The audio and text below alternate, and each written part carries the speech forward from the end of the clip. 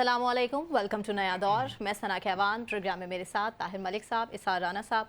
नाजरीन, पाकिस्तान की judicial history में बहुत बड़ा वाक़या, जी हाँ, इस्लामाबाद हाई कोर्ट के 6 जजेस के ख़त का जो ये मामला है, इसने एक नया तूफ़ान खड़ा कर दिया है। ना सिर्फ सियासत बल्कि सहाफ़त में एक बहस छिड़ चुकी है कि क्या तहकीकात हो पाएंगी।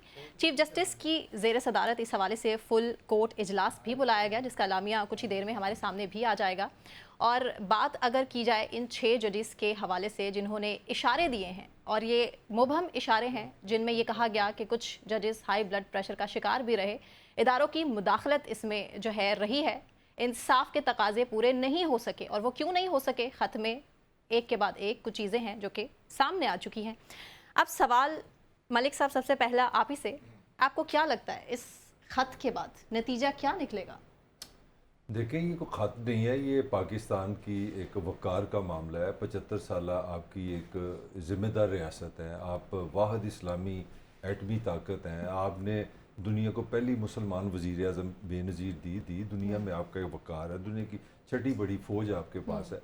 तो अगर मेरा ख़्याल है, अगर आप ऑनेस्टली तकरीबन 200 के करीब दुनिया में ममालिक हैं, आप किसी ममालिक में चले जाएँ, बड़ी मुश्किल से जाके आपको इज्तिमाई इस तरह से इतराफ़ नज़र आएगा। 6 आपके हाई कोर्ट के जजेस ने कहा है कि हमारे पास बैरूनी दबाव है फैसला करने के लिए, और एविडेंस है उनके पास। वो एविडेंस तो ये हमारा काम नहीं, उन्होंने क्या है, अगर जज ने कहा है तो इसका मतलब है वो वैसे सोशल मीडिया पे बेशुमार है, जी। वो अगर आप चाहें तो पढ़ सकती है। मेरी तो इतनी इंग्लिश अच्छी नहीं है। तो मेरा जो पॉइंट सीधा ये है कि अगर कोई इदारा खुद ये कहता है, जिस तरह अगर मैं कह दूं कि मुझे जर्नलिज्म नहीं करना आ रहा, अगर एक इदारा कह रहा है कि हमारे फैसले के लिए हमारे पास बैरूनी दबाव है, तो फिर आपकी 75 साल तारीख पे दब्बा लग गया। आपकी अदालतों ने तो वजीर आजम गिलानी को नाअहल किया हुआ है, आपकी अदालत ने वजीर आजम भुट्टो को फांसी दी हुई है, आपकी एक सुप्रीम कोर्ट ने वजीर आजम नवाज शरीफ को नाअहल किया हुआ है। अगर आप सारे केसेस ले आएंगे तो आपने तो मेरा सारा जो मेरा अपने बारे में इमेज है, मैं बतौर पाकिस्तानी बात कर रहा हूँ, मैं कहाँ जाऊँ, मैं किस रियासत में रह रहा हूँ। आप यकीन करें, मैं एक बंदे से मिल रहा था, उसकी आंखों में तकरीबन आंसू थे, तो उसने मुझसे एक ही पंजाबी में बात की, मतलब साहब मुझे कितने रह रहे हैं, मतलब ये मैं नॉर्मली हम जनरली इस तरह की जुबान में बात नहीं करते। तो मैं मतलब जो मैं सिर्फ ये कहना चाह रहा हूँ कि सना, ये ऐसी कोई बात नहीं जिस तरह आप कहते हैं कि मरीम ने कहा मैं आटा बांट दूंगी तो हम तनकीद कर रही हैं। हम कहते हैं जी कि पीपल्स पार्टी ने कहा, पीपल्स पार्टी ने कहा हम सिंध में सारी रोशनी ले आएंगे, वो अपनी जगह बातें हैं। ये पाकिस्तान के वकार का क्वेश्चन है, ये पाकिस्तान के आइन की इज्जत का एहतराम का मसला है, और पाकिस्तान का वो इदारा जिसने इंसाफ करना है, अगर वो इदारा इस तरह इज्तिमाई स्टेटमेंट दे रहा है कि हमें बैरूनी दबाव है, तो किसी सूरत ये इस तरह नहीं रह सकता। या ये इल्ज़ाम गलत है या उनका इल्जाम साबित होगा, किसी सूरत इस तरह नहीं रह सकता। इस तरह नहीं हम चल सकते, आप दुनिया में नहीं जिंदा ये इस तरह नहीं रह सकता, ये बड़ी स्टेटमेंट है। अगर इस तरह नहीं रह सकता तो फिर उस वक्त सोचना चाहिए था, जैसे शौकत साहब जब बात कर रहे थे, फिर इस तरह उनकी बात को तो नहीं इग्नोर करना चाहिए था। आज हालात ऐसे ना होते अगर उस वक्त तहकीकात हुई होती तो। हमारा अलमिया और हमारी जुडिशरी का अलमिया ही ये है कि हमारी जुडिशरी इंसाफ करती है, लेकिन वक्त गुजर जाने के बाद। तो वो रीजंस तो सामने आ गए ना। भुट्टो को कहते हैं कि जी इनको जो है मावरा अदालत या मावरा कानून उनको उनकी ज़िंदगी ली गई, कत्ल किया गया। तो सवाल ये पैदा होता है कि फिर जैसे शौकत का ले लें मामला, और बहुत सारे इस तरह के मामले हैं, तो सवाल ये पैदा होता है कि जो सच आप आज बोल रहे हैं तो आपने तब क्यों नहीं बोला जब इसकी ज़रूरत थी। भुट्टो तो जान से चला गया ना, तो वो आपके अब इस सच से क्या फ़र्क पड़ता है। और फिर आप अगर आधा सच बोलें भुट्टो साहब के लिए, तो आप ये कहें कि जी उनको सही इंसाफ नहीं मिला, तो आप ये डिटरमिन करें ना कि वो जज जिन्होंने इंसाफ नहीं दिया वो मुजरिम है। आप ये डिटरमिन करें ना कि जिन लोगों ने उस दौर में भुट्टो साहब की फांसी में अपना किरदार अदा किया वो सारे कौम के मुजरिम है, नाम लें उनका। आप नाम नहीं लेते। बात तो सच है, मगर बात है रुसवाई की। हम पूरी दुनिया में जिस तरह इस पहले रुसवा हो रहे थे, अब आप देख लेना मौलवी तमीजुद्दीन से लेके और आप आ जाएं जस्टिस कयूम तक, जस्टिस कयूम से आप शुरू हो तो आप बंदयाल साहब और ये होते हुए यहाँ तक आ जाएं। आप मुझे एक रोशन मिसाल बता दें हमारी अदलिया की, रोशन जिसमें हम ये कहें कि यार इन्होंने, लेकिन जो बात मलिक कह रहा है मैं भी उसके साथ खड़ा हूँ। मैं समझता हूँ कि ये पाकिस्तान की अदालती तारीख का सबसे बड़ा टर्निंग पॉइंट है। हाँ जी जिसमें 6 जज, जिसमें खातून जज भी हैं, जी अगर उनको भी कुछ रिजर्वेशंस हैं, कुछ तो मैं खातून बेडरूम्स में कैमरे मैं खातून की बात कर रहा हूँ, तो फिर तो ये बड़ी खौफनाक किस्म की बात हो गई। जी दूसरी बात यह है कि अभी तक chief justice Islamabad high court खामोश हैं। उन्होंने अभी तक इस बात में से किसी का जवाब नहीं दिया, क्योंकि इन जजेस का ये कहना है कि वो पार्टी हैं। उन्होंने इमरान खान के खिलाफ केसेस के अंदर दबाव के तहत फैसले किए। इमरान खान के हवाले से उन्होंने तासुब का मुजाहिरा किया। उन्होंने एक केस में जिसमें 2-1 से फैसला आया, उन्होंने जो दो जज का फैसला था उसे साइड पर रख के और एक जज जज के का फैसले से फैसले को वो कर दिया। तो ये तो उनकी खिलाफ चार्जशीट है, उनसे बात करनी चाहिए, उन्हें जवाब देना चाहिए इस बात का कि आप पे ये इल्जामात आ रहे हैं और आपके 6 जज, एक जज भी नहीं, 6 जज इसका जो है एक जबान होके बात कर रहे हैं। छोड़ दें वो जो वीडियो इस पे मैं अभी नहीं करता, इसमें बहुत सारे लेकोनस हो सकते हैं, और बहुत सारी चीजें हो सकती हैं, लेकिन ये बात तो क्लियर है कि वो अपने इस्लामाबाद हाई कोर्ट के ऊपर अदम एतमाद कर रहे हैं, और इसका जवाब तो फौरी आना चाहिए। बाकी चीजों की तो तहकीकात हो जाएंगी, चले, इसका तो जवाब फौरी तौर पे आना बनाना चाहिए। रिपब्लिक सुना था हमने, आप उसको थोड़ा रिलेट कर सकते हैं पाकिस्तान में जो कुछ हो रहा है? देखिए, बनाना रिपब्लिक एक इस्तिलाह है वैसे तो, उसका मतलब होता है कि आसान जुबान में, जिस तरह हमारे यहाँ एक लफ्ज़ चलता था किसी ज़बान में, ये जो सिक्का शाही है, मतलब रूल ऑफ लॉ नहीं है, असूल नहीं है, आइन नहीं है। तो मेरा बार बार आर्गूमेंट यही है ना कि अगर पुलिस के पास जाऊं कि मेरे घर में डाका पड़ा है, तो उस पुलिस वाला मुझे कि यार मेरी हिफाजत कौन करेगा? भाई अगर मेरा जज कह रहा है कि मैं फैसले नहीं कर पा रहा, मैं बार बार फैसले नहीं होते, इंसाफ के तकाजे पूरे नहीं होते मलिक साहब। आप देखिए ना, अब मैं समझता हूँ इस वाकये से जितना बेनिफिट पीटीआई को हुआ है, जितना इमरान खान को हुआ है, वो मिनट में केस जीत गया अपना। बैरिस्टर गौहर साहब ने करा थी प्रेस कॉन्फ्रेंस, मैं कहता हूँ वो एक दफा आपने सेल लगाई हुई थी 100 उस पे मुकदमे कर दी 200 है, मतलब समझ लग रहा था कि घंटे में ये भी हो रहा था कि 12 से 1 बज गए, एक घंटा और ऊपर एक मुकदमा कर दो। किधर गई आपकी क्रेडिबिलिटी? मेरा मतलब जब आपके ये मैं बार बार आपको कह रहा हूँ, ये इस्लामाबाद हाई कोर्ट का इशू नहीं है, ये 6 जजेस का इशू नहीं है, ये पाकिस्तान की रियासत के का एहतराम है। जिस तरह पंजाबी में या अपने माशरे में कहते हैं ना कि हमारी बेटी, हमारी माँ, हमारी इज्जत है, ये मेरी इज्जत का मसला है। अगर आज सुनने अमेरिका के जो तर्जुमान जिसको हम बोलते हैं, स्टेट डिपार्टमेंट, उनकी एक रेगुलर होती है, ब्रीफिंग होती है, उनका एक सिस्टम है। तो मतलब मैं सोच रहा था हम कहाँ खड़े हैं। फिर बड़ी मुश्किल इतनी सी मेरी अंग्रेजी है जो मैंने राना से सीखी हुई है, तो वो मैंने सारा सवाल पूछा, उसने मतलब मैं अच्छा नहीं लगता मैं उसका तर्जुमा भी करूँ, इतना सख्त उसने सवाल किया। वो भी तुम्हारी तरह का समझदार था तर्जुमान। उसने कहा यार मेरे पास टाइम नहीं है, मैं रोज़ा रखा है तो मैं पढ़ नहीं सका लेटर, मैं लेटर पढ़ के बताऊंगा। रोज़ा तो आप अंदाजा लगा लें कि कहाँ वाशिंगटन डीसी, कहाँ हम बैठे हैं और जिक्र क्या हो रहा है हमारा, इस खत की गूंज पहुंच गई है। तो आप कहाँ से मैं बार बार कह रहा हूँ कि भाई ये ना 6 जजेस का इशू है, ये मेरे मुल्क की अना का, इज्जत का, रिस्पेक्ट, क्रेडिबिलिटी का। हमें दुनिया को क्रेडिबिलिटी देनी है कि यार हम एक सेन सोसाइटी है, हम समझदार लोग हैं, हम मुसलमान हैं, हम बासूल हैं, हम गैरतमंद हैं, हम आइन के मुताबिक चलते हैं और जजेस का हम एहतराम करते हैं। मेरा ख्याल है ये बहुत फंडामेंटल क्वेश्चन। अच्छा राना साहब, साइफर के मामले में आपको रिमार्क्स जजेस के भी याद होंगे, और ऑब्वियसली कि जग हंसाई हुई थी इंटरनेशनल लेवल पर भी, भारत बड़ा मजाक उड़ाता था। अब हम क्या दे क्या रहे हैं इंटरनेशनल लेवल पर? बात ये कि मलिक ने जिस वीडियो क्लिप क्या की इमेज जाएगा पाकिस्तान का? मलिक साहब ने जिस वीडियो क्लिप की बात की है, तो मेरी शुक्रिया इनका कि इन्होंने मेरी इंग्लिश की भी तारीफ़ की। आपको पता है मैं तो उर्दू का पेपर भी इंग्लिश में देता हूँ, इंग्लिश मेरी इतनी हाई है।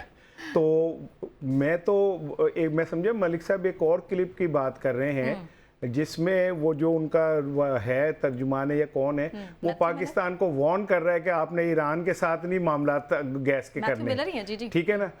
तो ये हमारी खुद मुख्तारी है। हाँ जी, ठीक है, इस पे तो बड़ी तकलीफ, ये साइफर नहीं है। हाँ। इमरान खान अगर ये कहता है कि अमेरिकन ने मुझे धमकी लगाई, ठीक है ना, तो हम कहते हैं सिफारती ताल्लुकात खराब हो जाएंगे और यूं हो जाएगा, तो ये क्या है? जिसमें वो कह रहे हैं कि पाकिस्तान को मैं वार्न करता हूं कि अमेरिका ईरान से तो वो गैस पाइपलाइन का मुआहदा ना करे। Who the hell they are, वो कौन होते हैं हमें रोकने वाले?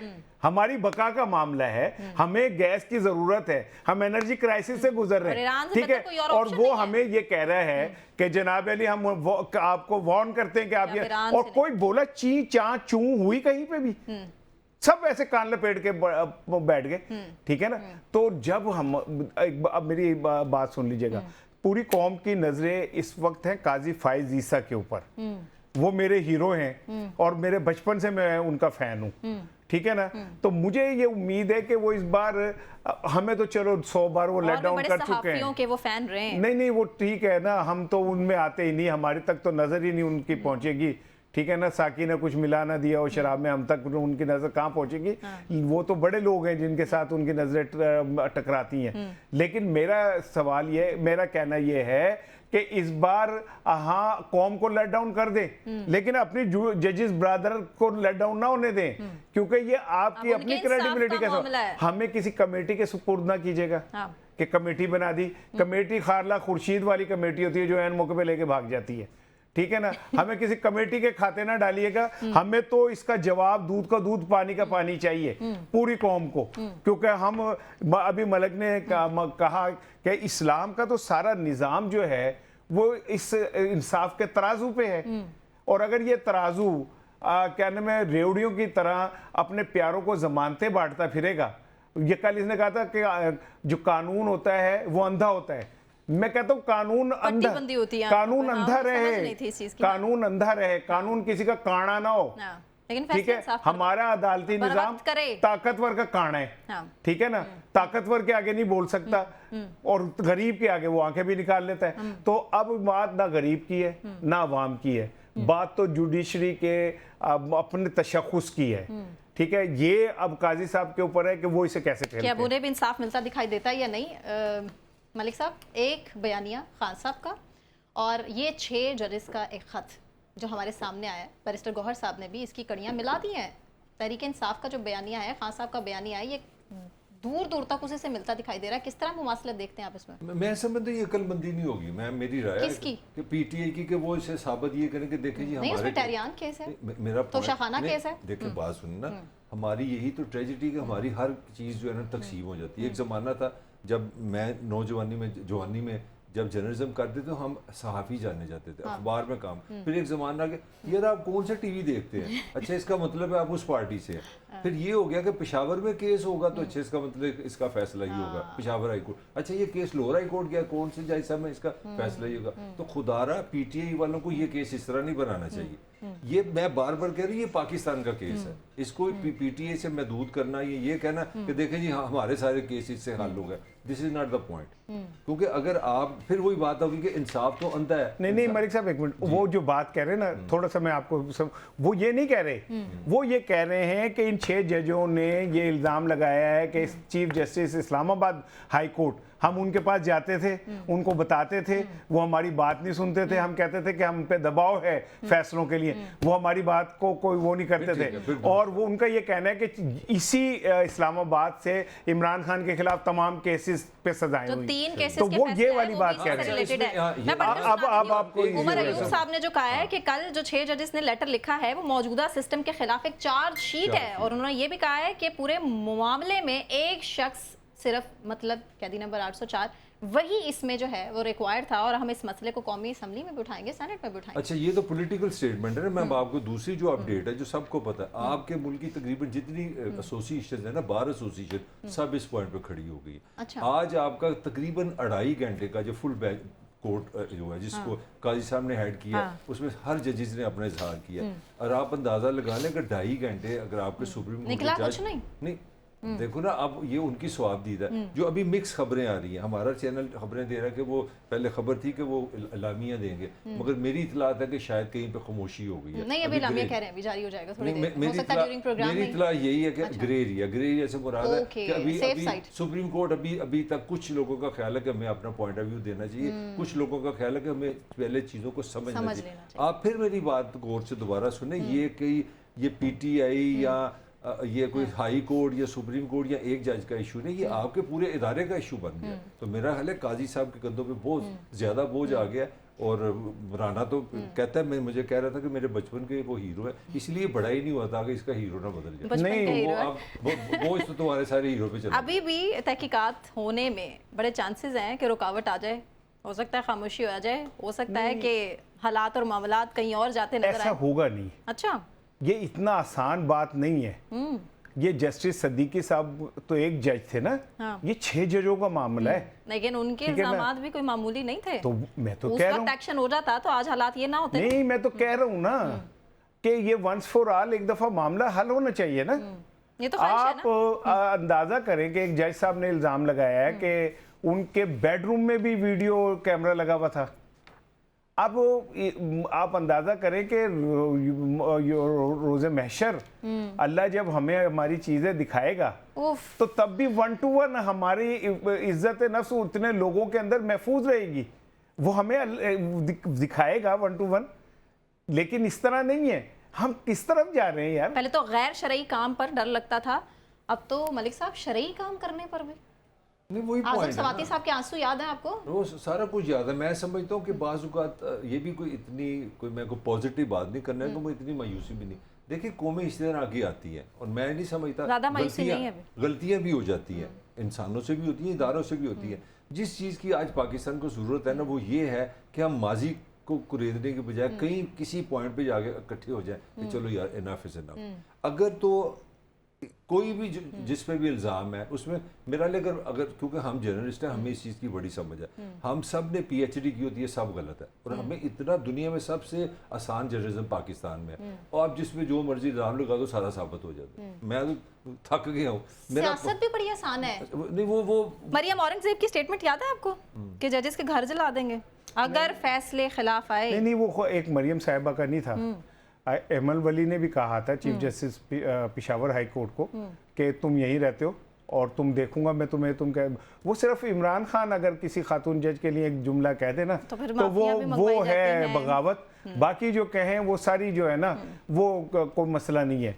यहाँ तक कि जिस वीडियोस और ऑडियोस के ऊपर मलक और मैं और आप चीख रहे हैं ना, वो अगर कोई ये कहना कि वो मेरे पास वीडियोस हैं बहुत सारे जजों की, तो हम कहाँ से उसे आती है? वहाँ से उनके पास वीडियोस आती कहाँ से हैं? मैं मुझे इससे कोई गर्ज नहीं। नहीं, कहाँ से आती हैं? हमें तो जानने वाली नहीं कहाँ से सुन आती लेना, है? तो बात तो सुन लेना मेरी। कल चोरी करना आज ये नहीं, आज मैं नहीं मैं कह रहा हूँ, मैं बता रहा हूँ, मैं बता रहा हूँ। बात ये कि आप, लेकिन अगर आप आज आपकी गर्दन में ना फ्लेक्सिबिलिटी ज्यादा है, वो बात अभी मेरी पूरी नहीं होती, आप उधर मूव कर जाती है। आप भी इस टाइम ना आज मेरे बाल ताकत के बड़े अच्छे बने हुए हैं। कॉरिडोर्स की तरह खान साहब, है। आज मेरे बाल बहुत अच्छे बने नहीं इसलिए नहीं, मैं कह रहा हूँ ना, आप ताकत के बड़े कॉरिडोर्स की तरह है। अभी इमरान की बारी पूरी नहीं हो रही थी तो नवाज शरीफ की तरफ चले जाते, और ओदी गल पूरी नहीं होती तो मुड़ के फिर इधर आ जाते। तो आप किसी की बात ना पूरी सुनते, ना पूरी बात समझते, ना पूरी बात होने देते। क्योंकि हम रियासत की तरह। ठीक है ना? मैं ये कह रहा हूँ कहीं से भी वीडियोस आती हैं, सवाल ये कि आपके पास क्यों आती हैं, और सवाल ये कि आप इन वीडियोस के ऊपर फख्र का इजहार क्यों करते हैं। वाह वाह। मेरा तो सवाल दो ये हैं, मुझे इससे कोई गर्ज नहीं कहाँ से आ रही है। मुझे तो इससे गर्ज है कि मेरा कोई बच्चा मुझे ये कहे कि मेरे पास फला फला की वीडियोस है, मैं उन अलावा तू इतनी गंदी वीडियोस अपने पास रखता है, ना कि वो फख्र से बताए। उसके तो बहन भाई उसको मार मार के उसका बुरा हाल बस कर तो दें। फिर तो मैंने कहा ये अच्छा, वीडियो हमारे ज़माने में, तुम्हारी तो वो छोटी है ना, तो हम फिल्मों की बात किया करते थे ना, फलां फिल्म है, फलां फिल्म, हम घर से छुप छुप के, मैं किसी ने कहा अंग्रेजी फिल्म भी देखनी है, उसमें मज़ेदार सीन होते हैं। इस नस्ल बेचारी का सारा जो फिल्म है, जो इंडस्ट्री सारी इस वीडियो पे। बल्कि कई लोग मेरे से साड़ी उम्र थे जिन्हें बाबे ने उन्होंने फ़ोन करना, मलिक साहब बड़े दिन हो गए कोई वीडियो नहीं आई, कोई वीडियो भेज दो। मतलब हम एक ऐसे कल्चर में फंस गए हैं जहाँ जो हमारा ज़माना था, हमको भी कोई इंडियन हीरो की बात करते थे। और अलमिया ये कि हम मुस्कुरा रहे हैं और जिन पर गुजरती है, जिन पर बीतती है। 5 साल पिछले निकाले जरा, कितनी ऑडियो वीडियो आई है, और उसमें कोई मुझे इंसानियत दिखा दें, कोई चले यार सारे हमारी तरह के बाबे लोग तो नहीं, कुछ नौजवान है, कुछ कहीं के ख्वाब है, तो वो क्या सोचते होंगे यार। ये छोड़े मलिक साहब, ख्वाब वाब भी छोड़े। मलिक साहब मुझे एक बात का जवाब दें, हम अपनी आने वाली नस्ल को क्या दे रहे हैं? क्या दे रहे हैं? हम आने वाली नस्ल को क्या बता रहे हैं? मायूसी। हम क्या बता रहे हैं? हम कौन लोग हैं? हाँ। हम क्या बता रहे हैं कि हम अपनी नस्ल को ये कह सकते हैं कि लोगों के ऐब कच के रखने, हम अपनी नस्ल को ये कह सकते हैं कि लोगों की इज्जतों की हिफाजत करनी है? किस मुंह से कह सकते हैं हम? और क्या हमारी आने वाली नस्ल हमारी आंखों में आंखें डाल के ये बात नहीं कहेगी कि आपने हमें एक ऐसा कल्चर दिया जो बहुत उड़िया कल्चर था। क्या हमारी नस्ल जो है हमें अगर यहाँ से पकड़ के कहे कि आपने हमें एक गंदा गलीज पाकिस्तान दिया तो हम उसको तरदीद कर सकते हैं? और फिर हम कहते हैं कि हमारी नौजवान नस्ल बदतमीज है, इनको तो तमीज ही नहीं है। चले मुझे ब्रेक अनाउंस करने दें। ब्रेक से वापस आने के बाद हम सेनेट इंतखाबात के हवाले से बात करेंगे, लेकिन एक ब्रेक के बाद हमारे साथ रहिए।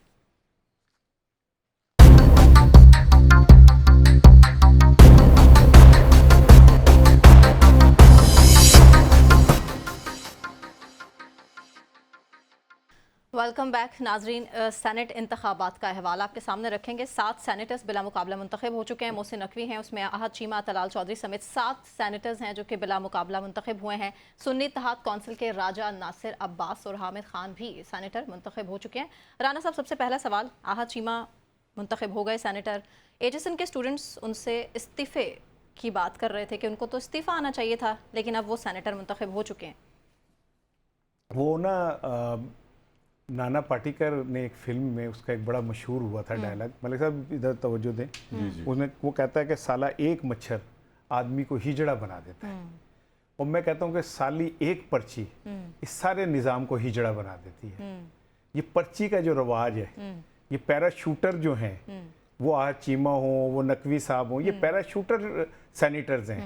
और ज़रा पूछे ना मुस्लिम लीग नून से वोट को इज्जत दो, फेम जमात से, कि क्या आपके पास सैनिटर्स ख़त्म हो गए, आपके वर्कर्स ख़त्म हो गए, आपकी लीडरशिप ख़त्म हो गई, जो आप आज़ाद लोगों को बामरे मजबूरी मुंतखब कर रहे हैं, और वो भी आज़ाद हैसियत से। उन्होंने फिर भी ये नहीं किया कि हम मुस्लिम लीग नून के उससे हैं, वो आज़ाद खड़े हुए और सब ने उन्हें वोट दे दिए। ठीक है ना, इसलिए कि मौले जट में वो कहता है मौले नु मौला ना मारे थे मौला नहीं मरता। तो यहाँ पे मोहसिन का जो मोहसिन होते हैं ना, वो इतने तगड़े होते हैं कि आपकी मजाल नहीं कि आप उनके आगे ऊंचा कर सकें। कौन है? ठीक है ना, मैं बताता हूँ। आप तो पिछले 30-40 साल से इटली में थी, अभी आई हैं, इसलिए आपको कुछ पता नहीं है। तो वैसे सुना है कि मामिया कॉलोनी में सिर्फ CNN आता है। मैं चाहती हूँ कि आप इस पर एम्फेसिस जी मैं करता हूँ। हमारे वो नाजरीन जो कि बिल्कुल जिनको नहीं पता और जिन्हें बहुत अच्छे तरीके से पता, उन्हें एक दफ़ा बावर करा दें। जी मैं कराता हूँ। तो बात ये है कि मोहसिन साहब हों, वो चीमा साहब हों, ठीक है, ये एक बेहतरीन मिसाल है इस निज़ाम को एक्सपोज करने की, सियासी जमातों के सियासी कल्चर को एक्सपोज करने की, कि इस सारे निज़ाम की, इन सारी चीज़ों की कितनी वैल्यू वर्थ है। और सिर्फ एक छोटे एक जुमला और लूँगा कि मैं पढ़ रहा था कि शायद बरतानिया या कनाडा में, नहीं कनाडा नहीं, किसी यूरोपीय मुल्क के वज़ीर आज़म को इसलिए इस्तीफ़ा देना पड़ गया कि उन्होंने कहीं एक सिफारिश कर दी थी अपने किसी अजीज़ की किसी एडमिशन के लिए या किसी उसके लिए, तो लेने के और रिज़ाइन करना पड़ा। मुआशरे ऐसे ही नहीं बनते।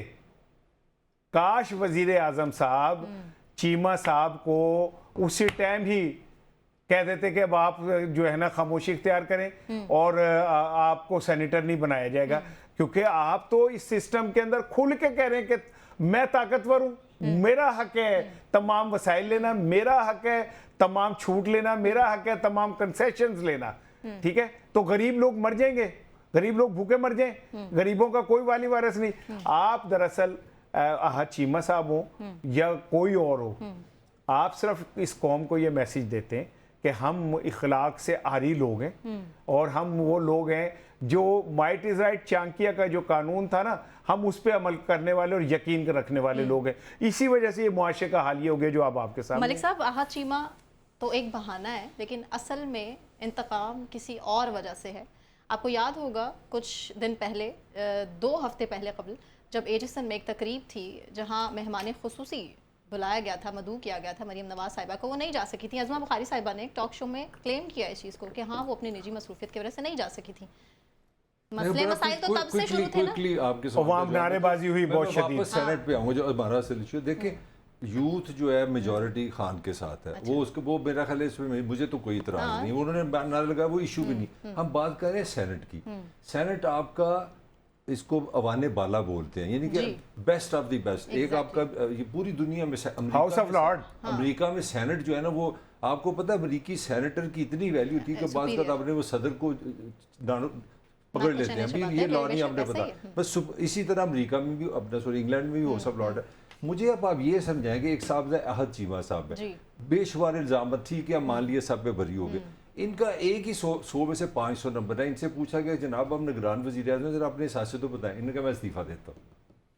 मतलब खूबसूरती का अंदाजा लगाओ। अभी इस वक्त इस पार्टी का जो सबसे बड़ा क्राइसिस चल रहा है, जिसने इसको सेनेटर बनाया आज़ाद होने पे, वो जनाब उसका सबसे बड़ा क्या चल रहा है, मेरिट कि गवर्नर हाउस जो 13 करोड़ का नुमाइंदा बैठा है वहाँ इजलास क्या कर रहा है कि इसके बच्चों की फीस माफ करानी है, वो बंदे को आज आपने और सेनेटर बना दिया। 2022 से ये मामला चल रहा है। मैं साबित क्या करना चाह रहा हूँ कि ये पॉलिटिकल, जैसे हमने अदालती कल्चर की बात की ना, आज थोड़ा सा मेरा, क्योंकि कल लास्ट शो है, आज ही हो सकता है, आज ही आखिरी हो जाए। तो पॉइंट ये है कि आपने इस पॉलिटिकल कल्चर में पीटीआई में आप साबित करने लगो, ये एमक्यूएम और ये एमपी सारी जमातें ने एक चीज साबित की है कि वोट का कोई तल्लक नहीं, अवाम की तौहीन करनी है। मुझे पूछे आज फैसलवाड़ा का फैसला किया एमक्यूएम ने कि हमारा वो नुमाइंदा होगा, मान लिया। अच्छा मुझे जुल्फी बुखारी बताएंगे, बड़ा इमरान खान बड़ा खूबसूरत आदमी है, नया पाकिस्तान, ये वो। सबसे पहले लंदन कौन भागा है जब पार्टी पे मसला बना, क्योंकि वो पैसे देता है, वो लंदन से आपने उसको सेनेटर बना दिया, क्योंकि उसकी इंग्लिश तुम्हारी तरह बड़ी अच्छी है, रंग भी तुम्हारी तरह, पैसे बहुत हैं। पैसे बहुत है। अच्छा इधर आते हैं, ये नासिर भट्ट साहब एक बंदे हैं जो जब भी अपना लंदन में नवाज शरीफ साहब हता फरमाते थे ना, सीढ़ी होते थे तो पीछे एक मुंह खड़ा होता है, वो नासिर भट्ट होता। इसकी इससे ज्यादा मुझे कुछ पता नहीं है। पिंडी से है, कोई पॉलिटिकल वारदात, कोई काउंसलर, एमएनए, एमपीए, वजीर, अवामी नुमाइंदा, आगे चलते हैं मोहसिन नकवी साहब, सारे मैंने खुद उनके लिए काम किया, सहाफ़ी, और सहाफ़ी से भी ज़्यादा मीडिया ऑनर, और वो क्रिकेट के भी एक्सपर्ट निकले हैं, दाखिला के भी एक्सपर्ट निकले हैं, पंजाब के भी एक्सपर्ट निकले हैं। आहद चीमा सीएसपी, मतलब एक सरकारी अफसर अब वो बन गया। मुझे इसमें किसी का अवाम से आप मुझे कनेक्टिविटी बता दें, या यूं कह लें कि सियासत में इनकी क्या कुर्बानी है? कुर्बानी में इनकी एक कुर्बानी, इन सब ने तौहीन जमहूरियत की है, इन्होंने तौहीन अवाम की है, तौहीन पाकिस्तान की है, पाकिस्तान के वोट की तौहीन की है, और सारी पार्टीज की मुजरम है। उसमें पीटीआई भी शामिल है, नून भी शामिल है, एमक्यूएम भी शामिल है। राना साहब, मोहसिन नकवी ने जितनी तेजी से तरक्की की मंजिलें तय की हैं, आपको नहीं लगता कि शहबाज शरीफ साहब को सीट बेल्ट बांध लेनी चाहिए? देखें, आप ही का मौकफ है, आप ही कहते हैं कि अगले वजीर आजम मोहसिन नकवी नहीं, मैं तो कहता हूँ कि इस काबीना में भी वही वजीर आजम है। मैं अब अपने मौकफ को और मैंने मॉडिफाई किया है, और उन्होंने कहा है कि ठीक है बिल्कुल ना। ऑर्डर्स नहीं सबसे बाइख्तियार अगर कोई वजीर है, जिसकी वजीर आजम भी अगर जिद अख चुक के देखे तो उनको रात को काल आ जाती है कि अखनी भी करो, ठीक है ना, तो वो उससे ताकत का अंदाजा आप लगा लें। वो एक तस्वीर मैं अर्ज करने जा रहा हूँ। लेकिन मैं ना मलिक साहब तो सबके साथ पीटीआई को भी रगड़ते, मैं कौन सा उनका तर्जुमान हूँ, जिन्ना खादियाँ गाजरा टेढ़ों ना दे पीड़, वो जाने उनका काम। लेकिन उन्होंने देखे एक पाकिस्तान की तारीख की एक बड़ी खूबसूरत मिसाल कायम की सेनेट इलेक्शन में, जहाँ मुस्लिम लीग नून आहद चीमा और नकवी साहब को मुंतखब कर रही थी। उन्होंने सुन्नी कौंसल के प्लेटफार्म से राजा नासिर अब्बास साहब को, वहदतुल मुस्लिमीन के अहले तशी के लीडर को सुन्नी कौंसल के प्लेटफार्म से मुंतखब करा दिया। ये तो मानने इतनी बड़ी कामयाबी, क्या ये कोई छोटी मिसाल है कि अहले सुन्नत, सुन्नी जमात, सॉरी, वो अहले तशी या अहले सादात को अपना नुमाइंदा मुंतखब करे? मैं समझता हूँ कि ये जो मर्जी कहें, मैं इमरान खान को बहुत सारी चीजों में क्रेडिट देता हूँ। उसने एक ऐसी मिसाल पाकिस्तान में पेश कर दी कि अहले सुन्नत अहले तशी को अपना नुमाइंदा मुंतखब करते हैं। ये छोटी मिसाल है। फिर ये कह रहे हैं ना कि जी ताकतवरों को और अमीरों को, इस बार असेंबली के अंदर जितने पीटीआई के लोग गए वो सब मिडिल क्लास या लोअर मिडिल क्लास से हैं। उन्होंने 1 रुपया नहीं खर्चा। उन्होंने बड़े बड़े खानदानों को शिकस्त दी, इस इंतखाबी निशान के निजाम के कब्जा ग्रुपों को हराया। उन लोगों ने एक आना नहीं लगाया। हम कहते थे जी ये सियासत इतनी दूर हो गई है कि इसमें आम आदमी हिस्सा ही नहीं ले सकता। इमरान खान ने कहा हिस्सा भी लेगा, जीतेगा भी। हमने कहा जी ये सियासत गिरवी हो गई है ताकतवर खानदानों के। उन्होंने कहा ये गिरवी खानदान हारेंगे भी और आम आदमी भी पार्लियामेंट में पहुंचेगा। तो मलिक साहब को जरा इनसे कहें कि हो सकता है इफ्तार के बाद भी रोजा लगता है, तो ये रोजा लग रहा हो। अदरवाइज ये है कि ये बात तो हम माने कि पार्लियामेंट में पहली दफा तालीम याफ्ता लोगों की बहुत बड़ी तादाद पहुंची, ठीक है। पाकिस्तान एक वकील ने बनाया, पाकिस्तान एक वकील की मेहनत का नतीजा है। आज वही वकील पार्लियामेंट के अंदर मौजूद है, वही वकील जो है आपकी जमहूरियत का केस लड़ रहे, तो कोई छोटी बात नहीं है। अच्छा नहीं, इस पे ठहर, मैं जरा इसका थोड़ा सा जवाब दे दूं। मैं जो जुल्फी बुखारी की बात कर रहा हूँ, मैं मतलब मेरा कोई पार्टी इसी तरह मेरी भी कोई पार्टी नहीं, मगर मुझे पता है कि पीटीए के अंदर उन पार्टी के कॉन्टेक्स्ट में कम से कम 1000 लोग होंगे जिन पे प्रेशर आया होगा प्रेस कॉन्फ्रेंस करो, उन्होंने नहीं की। कम से कम 1000 लोग होंगे जो जेल में, उनके ख्याल में सिर्फ एक नजरियात की वजह से वो जेल में गया। तो रिवार्ड आप किसको दे रहे हैं जो लंदन में बैठा कॉफी पीता रहता है। मैं वही कह रहा हूँ, मैंने पीएमएलएन पे भी वही इतराज किया। अगर 2018 निकाले तो बेशुमार लोग थे पीएमएलएन के जिन्होंने जमहूरियत के लिए स्टैंड लिया, जिन्होंने वोट के लिए स्टैंड लिया। ये नासिर भट्ट साहब तो फिर लंदन में बैठे रहे, आहा चीमा साहब तब भी एलडीए के चेयरमैन थे। एलडीए के चेयरमैन का मतलब है हम तुम समझ ही नहीं सकते। ये हमें तो एक प्लाट मिले, एलडीए में आग जो लगी थी मैं थोड़ा बहुत तो खैर समझ सकती हूँ, लग गई ना, इसी दौर में लगी थी ना। मेरा जो रिकॉर्ड जल गया था, मेरा आर्गुमेंट ये है कि हमारे पॉलिटिकल पार्टीज को भी कहीं ना कहीं आगे खुदा के लिए उनको भी सोचना पड़ेगा कि यार हम वोट को इज्जत दें। हमें सेनेटर का मतलब है, देखो अब पाकिस्तान में मैं छोटा सा एक फिक्रा बनूं, कभी हम सियासतदानों में बैठते हैं ना, हमारी जनरेशन वो थी कि उस जनरेशन में एक लफ्ज़ था सियासी कारकुन।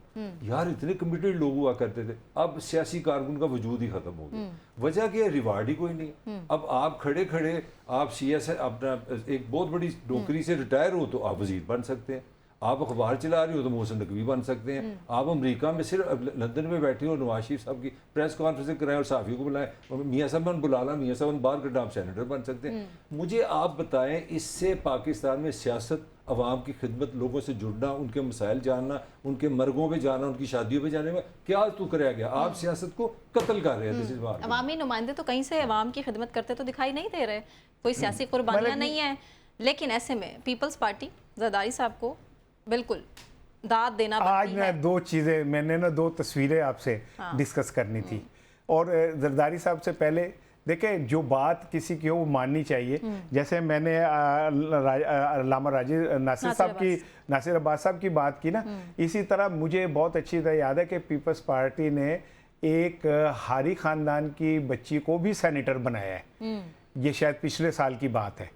वो खातून कि एक हारी खानदान से थी, बड़ी कमज़ोर उससे, और उसको उन्होंने सेनेटर बनाया। तो कुछ रोशन मिसालें हैं। अब आ जाए दो तस्वीरें मलिक साहब आज मैंने देखी। एक तस्वीर है जिसमें वज़ीर आला साहिबा बैठी हैं और एक सब इंस्पेक्टर और एक सीपीओ, वो दोनों बैठे हैं, वो दोनों शत है, और वो जज थी, ठीक है ना, यहाँ बैठे हैं और वो दोनों आपस में। अच्छा आप अंदाजा करें, मैं बार बार जो कहता हूँ ना कि मरियम साहिबा की जो मीडिया टीम है उसकी अपनी तरबियत होने वाली है। आपने एक वीडियो रिलीज की है जिसमें वो बेचारा आपकी तरफ आई कांटेक्ट भी नहीं कर रहा, वो जवाब भी मैं इधर मुंह करके दे रहे। क्या मतलब है? मलका आलिया हैं आपकी तरफ कोई नजर उठा के नहीं बात कर सकता।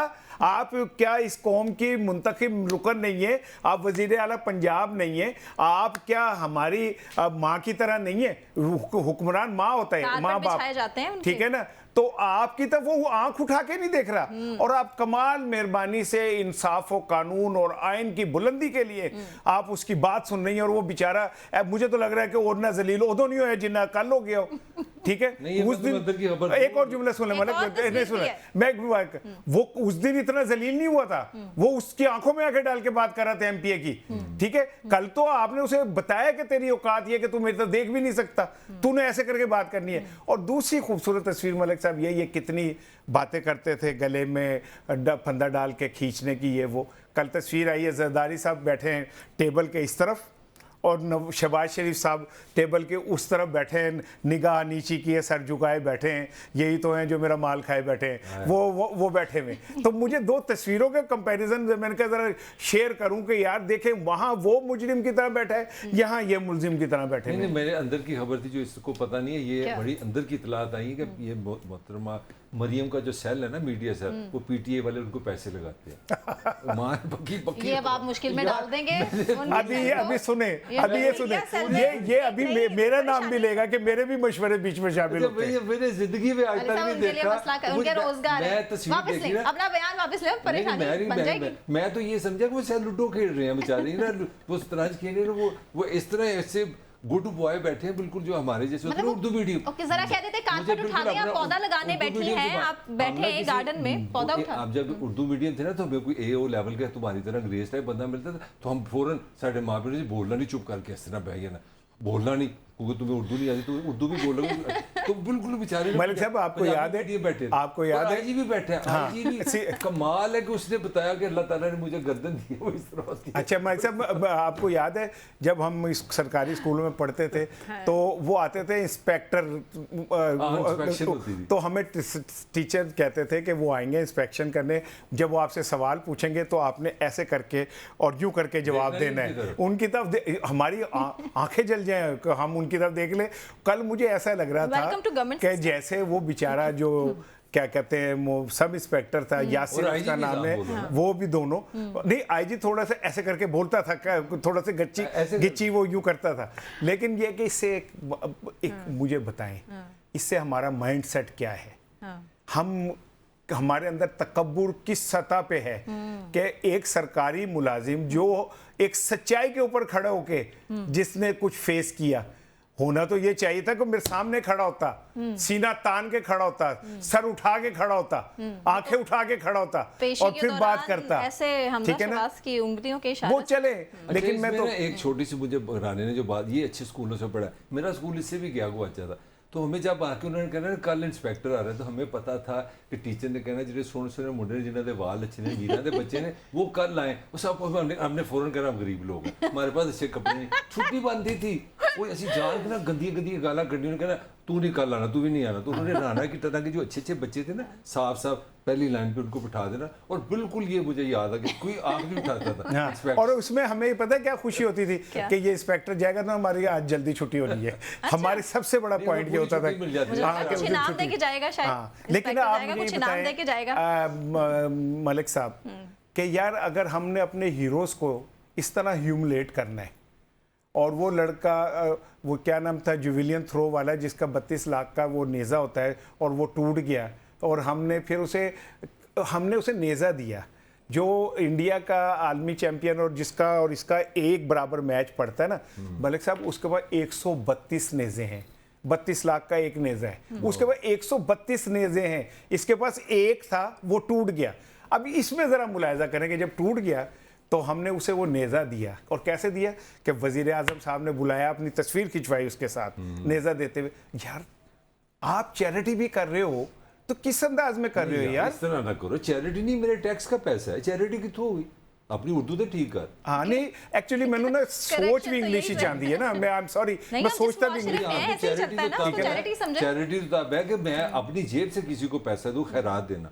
जब आप इस किसी वो तो बोले जरूरत चीफ है आहा एग्जीक्यूटिव, चीमा को ना अभी फिलहाल सबसे ज्यादा हाँ नहीं, हाँ, ये तनख्वाह तो जरूर- आपने देनी हाँ, ये थी, जरूर है कि वो नेजा आटा पहुंचे, यार ये राशन अच्छा पहुंचे। आइडिया है, नेजा भेज के ना हाथ के बच्चों की फीस दी जा सकती थी, ये काम ज्यादा बेहतर था। नहीं, लेकिन मेरा ख्याल है कि 2 नेज़े आप फिर तक वो करें, उससे उधार ले रहे हाँ, एक इंडिया वाले से उधार ले लें, हाँ।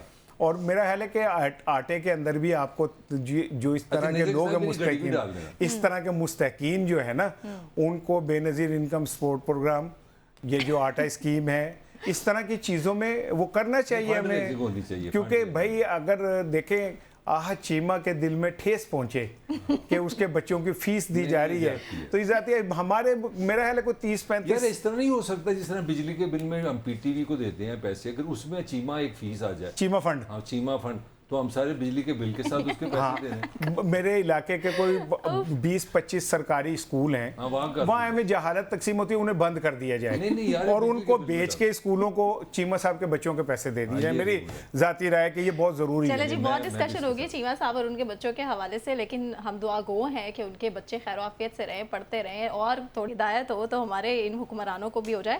खैर हम ब्रेक अनाउंस करूंगी मैं यहाँ पे, ब्रेक से वापस आने के बाद JUI का एक जो नया सरप्राइज सामने आया है एहतजाज के हवाले से, उस पर बात करेंगे, लेकिन एक ब्रेक के बाद हमारे साथ रहिए।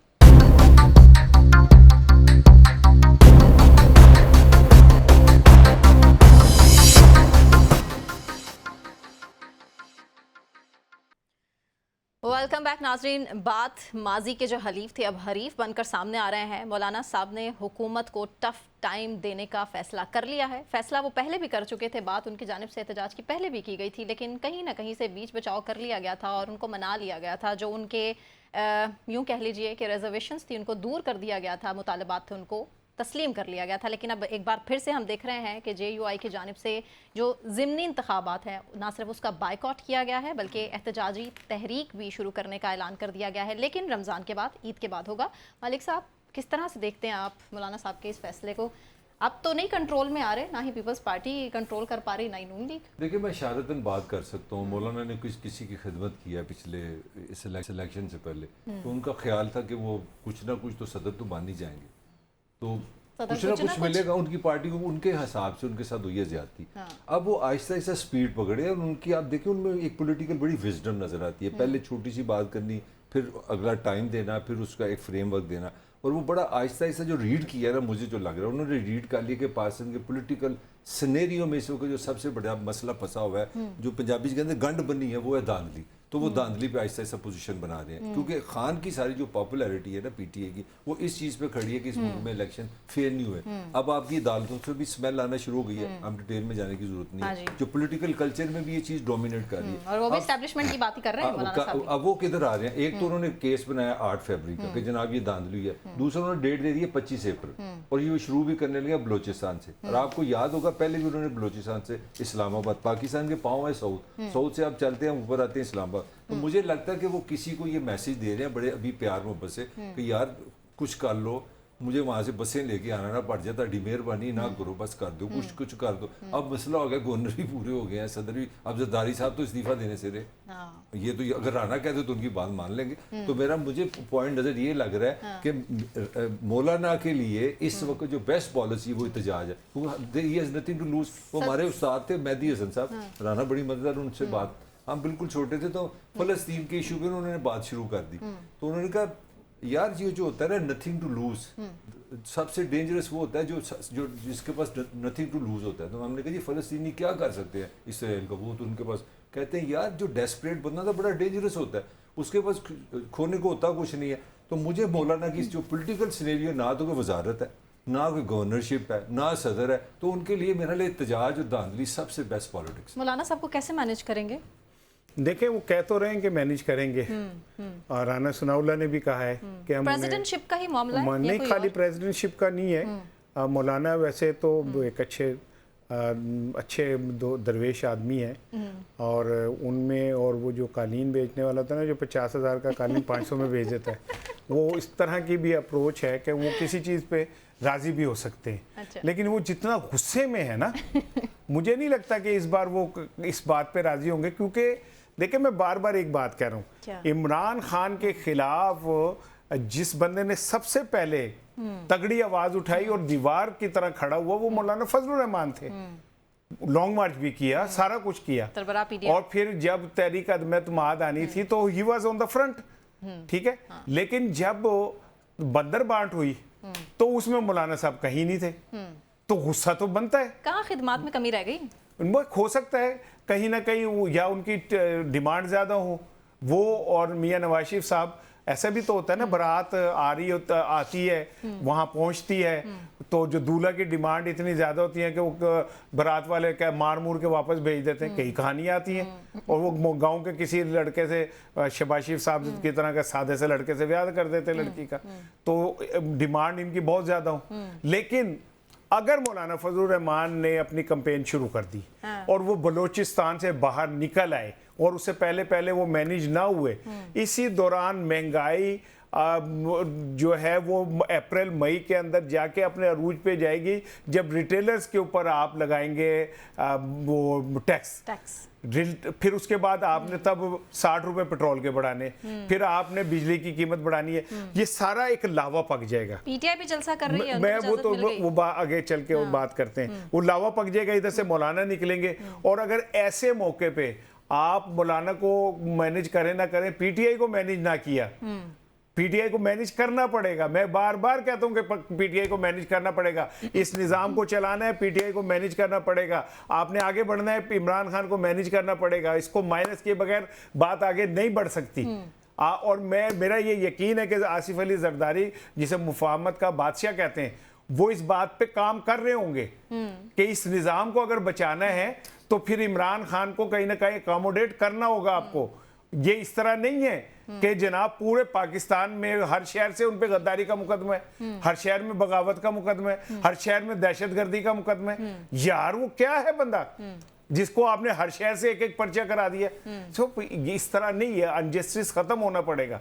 अदरवाइज मौलाना फजलुर रहमान और अगर पीटीआई मिल जाते हैं तो फिर पाकिस्तान का ये वाला निज़ाम एक दफा फिर लपेटा जा सकता। ठीक है, लेकिन मलिक साहब मैनेज तो फिलहाल इमरान खान खुद नहीं होना चाह रहे ना, वो तो किसी भी डायलॉग का हिस्सा खुद नहीं बनना चाह रहे। बुशरा बीबी भी बावाज़े बुलंद इल्ज़ामात लगाती हुई अदालत से बाहर जा रही हैं, तो इस तरह तो मामला फिर रियासत के हाथ में तो कुछ नहीं है। नहीं, रियासत तो बाद में करते हैं। देखिए पीटीए के साथ मकबूलियत है और उनको फ़ायदा हुआ है, क्योंकि जो रानी ने बड़ी टेक्निकल बात किया। मैं अभी एक आईएमएफ की तरफ से जो एक ही मैं आपको आइडिया देता हूँ, अगर वो सेल्स टैक्स आप गैस पेट्रोल पे लगाते हैं ना, तो 300 रुपये पे अगर आप 17-18% लगाएं तो सीधे 50 रुपये। किसी भी टाइम इस शो में आपको ब्रेकिंग न्यूज़ आ जाती है 50 रुपये लीटर बढ़ गया। अब हालात में इस थोड़ा सा एनालिसिस करते हैं। पीटीए के साथ ये मेरी राय, आप डिसएग्री कर सकते हैं। मोस्ट पॉपुलर मैं पीटीए को रेट करता हूँ, मगर खां की खूबी है वो ऑर्गेनाइज कोई नहीं, उसको कुछ पता नहीं होता क्या हो रहा है। अच्छा, उसके पास पॉलिटिकल ऑर्गेनाइज फोर्स नहीं है उस हवाले से, पॉपुलैरिटी बहुत है, सेकंड टू नन है। अच्छा, जो पीपल्स पार्टी है और पीएमएल है, इनका जो वोटर है खामोश हो गया, वो तो बाहर वोट भी नहीं डाला, उनको समझ ही नहीं आ रही कि हम किधर जा रहे हैं। मुझे कोई समझ नहीं आ रही पीपल्स पार्टी का नेशनल लेवल पे क्या सीन है, मुझे कोई समझ नहीं आ रही वो वोट को इज्जत दो किधर गया, नवाज शरीफ किधर गया, ये खामोशी होगी। अब इस पूरे सिनेरियो में एक बंदा है जिसका नाम मौलाना फजलुर रहमान है, जिसके पास बसें भी हैं, बसों में बैठने वाले नौजवान भी हैं, एनर्जेटिक भी हैं, वो डंडा भी पकड़ते हैं और ऑर्गेनाइज हैं। ये आपके रंग की उन्होंने वर्दी भी पहनी होती है और बाल भी तुम्हारी तरह होते हैं उनके। तो वो पॉइंट ये, वो डंडे छोटे लेके, अब ये एक बहुत बड़ी एक स्ट्रेंथ है। मौलाना को आप अंडर एस्टिमेट ना करें, he is very intelligent politician. उनको ये समझ है कि भाई मेरे पास इस वक्त एक स्ट्रेंथ है, ये उसकी बात होगी। तो जो अब जब पीटीए का मामला ना, पीटीए की डिफरेंट पॉलिटिक्स है, ये थ्रेड की पॉलिटिक्स है। और मैं आपको बार बार बता रहा हूँ कि ये इससे पहले मलिक साहब आप कह रहे हैं कि मौलाना साहब तो बड़े इंटेलिजेंट पॉलिटिशियन है, तो बाकी सब अंडरमाइन कर रहे हैं। नहीं, ये सारे पावर के प्लेयर हैं, इंक्लूडिंग इमरान खान। इनको सबको पता है कि पावर मिलती कहाँ से है, तो ये वही इनकी डार्लिंग होती है, वही इनकी दुश्मन होती है। ये सब ने रखे हुए हैं। सबसे बड़ा मसला तो फिलहाल खान साहब बने हुए हैं, खान साहब और अभी उनको जलसे की इजाजत पीटीआई को मिल गई है, तो अच्छी बात है। पकड़ेंगे कैसे इनको? अच्छी बात है, जलसे की अगर इजाजत मिलना। पीटीआई पाकिस्तान की जमात है, इसके अंदर जो लोग हैं वो पाकिस्तानी हैं। अच्छा? उनकी हुब्बुल वतनी को कोई चैलेंज नहीं कर सकता। पीटीआई के साथ जो लोग जुड़े हुए हैं वो इस वतन से मोहब्बत करते हैं, अपने इदारों से मोहब्बत करते हैं, अपने हीरोज से मोहब्बत करते हैं। ठीक है, ये कुछ लोगों की गलती का खुमियाजा सबको नहीं भुगतना चाहिए। मैं ज़ाती तौर पे समझता हूँ कि पीटीआई के लोगों पे मेरा इतना ही यकीन है उनकी हुब्बुल वतनी पे, जितना मैं किसी भी मुहब्बे वतन पाकिस्तानी पे कर सकता हूँ। तो उनका हक है, उन्हें हक मिलना चाहिए, उन्हें बाहर अपने सियासी एक्टिविटी करनी चाहिए, तो उनके ऊपर से ये घुटन ख़त्म करनी चाहिए।